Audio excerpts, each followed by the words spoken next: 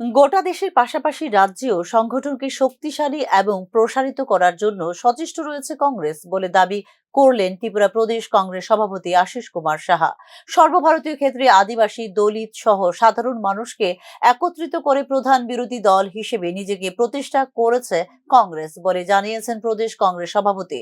রাজ্যে রাজ্যে যেখানে বিজেপির মতো দলের বিরুদ্ধে লড়াই করে নিজেকে শক্তিশালী করছে কংগ্রেস, সেই ক্ষেত্রে ত্রিপুরাতেও সংগঠনকে শক্তিশালী এবং প্রসারিত করার নেওয়া হয়েছে উদ্যোগ। প্রদেশ কংগ্রেস ভবনে আয়োজিত এক যোগদান সভায় দাবি করেন দলের সভাপতি আশিস কুমার সাহা।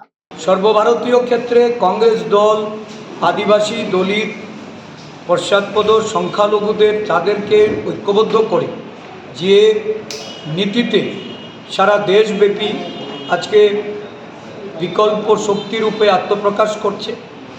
ভারতীয় জনতা পার্টি শাসক দলের বিরুদ্ধাচারণ করে রাজ্যে রাজ্যে লড়াইয়ের জন্য যে প্রস্তুতি ভারতবর্ষের জাতীয় কংগ্রেস দল শুরু করেছে, ত্রিপুরা রাজ্যেও সাংগঠনিক দিক থেকে আমরা শক্তি অর্জন করে আমরা আগামী দিন লড়াইয়ের ক্ষেত্রকে আরও বৃদ্ধি করার জন্য, প্রসারিত করার জন্য আমাদের যে প্রচেষ্টা